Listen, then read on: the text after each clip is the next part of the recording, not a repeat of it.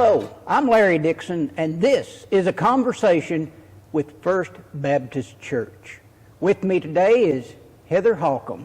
Heather, glad to have you with us today. Thank you, Larry. Well, I've got a few questions for you. Tell me about where you grew up and what those early years were like. Okay, I grew up in northwest Iowa, about an hour from Minnesota, an hour from South Dakota, and on a farm. My parents farmed with my uncle and my grandfather, so we did pretty much everything as a family.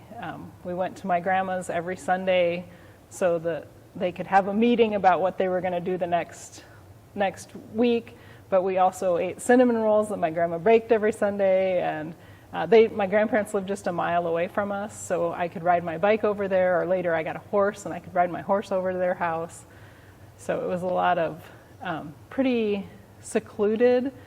We played mostly with family because that's who we were around all the time, and we're out in the country a lot, but it was fun. So were you an only child?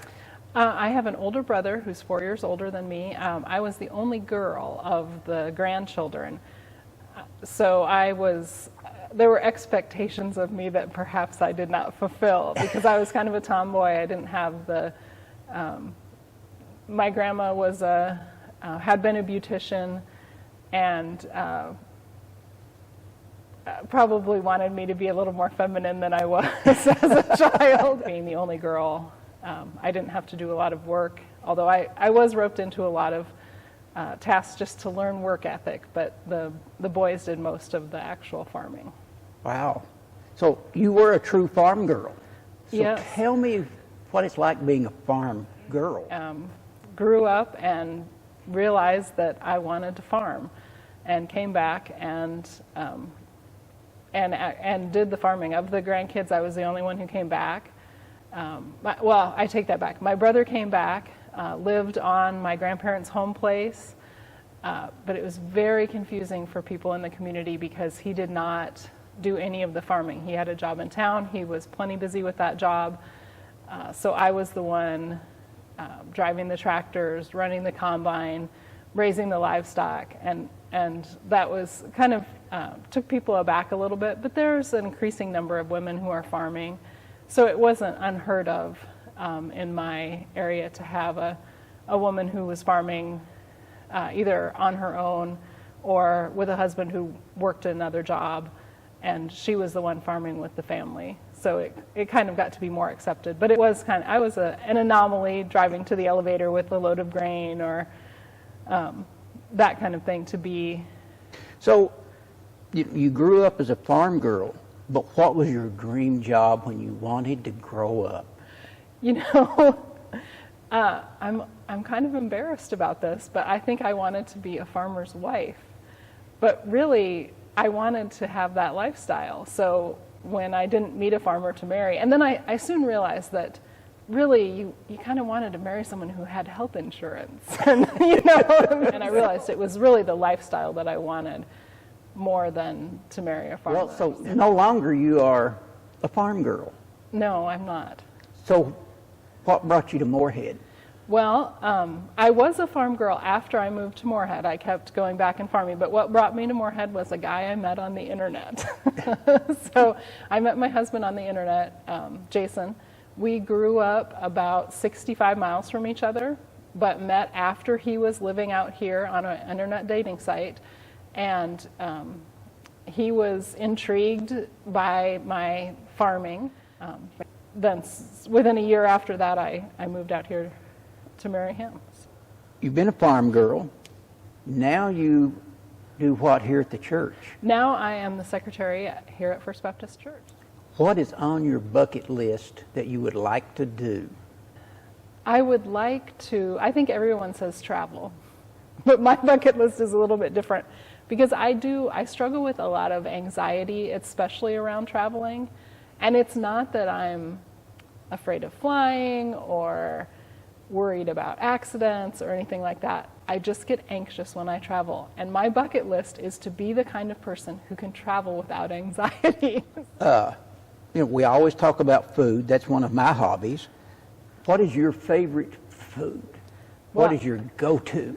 I feel like that is a very unfair question because it's like, how can you narrow it to just one? But I think my immediate response is like fresh baked cinnamon rolls or I love to bake, so fresh baked bread.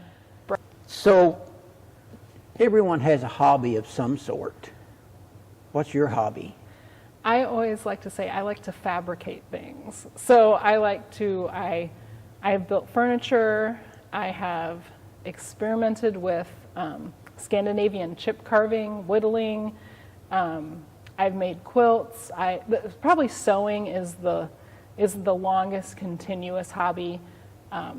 Making clothes, quilts, variety of craft things. But I like to make physical things. What brought you to First Baptist Church?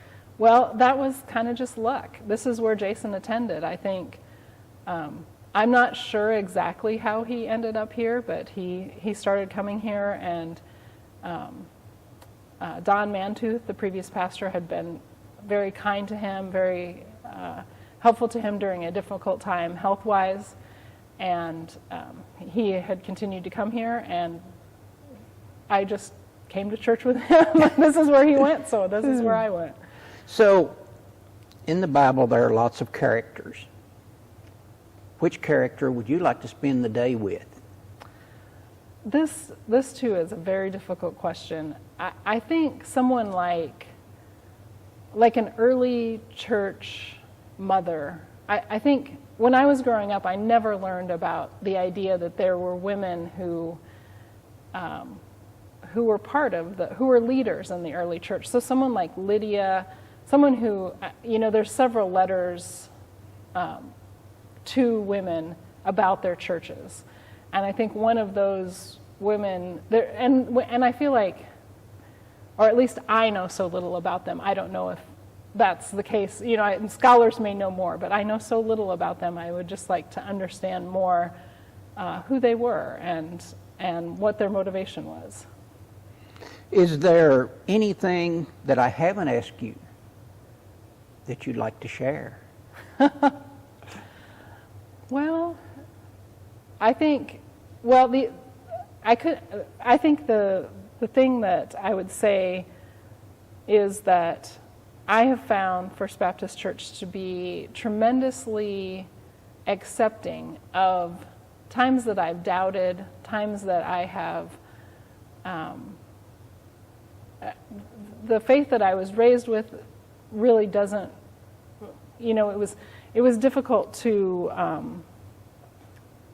reconcile the kind of faith that I was raised with the actual real world and the way things happen. So it's been a very big comfort to me to be in a church where I can say, you know what I was raised as being an absolute truth, and the worst thing you could do was to question it, to be in a place where I can say, I don't know, I need to question this, and people will be like, you should question it, and that's okay. That's been a very welcome thing for me, so I really appreciate that about First Baptist. I want to go back to the food one. Okay. And this wasn't on the list. Growing up in Iowa on the farm, what was a traditional Sunday meal?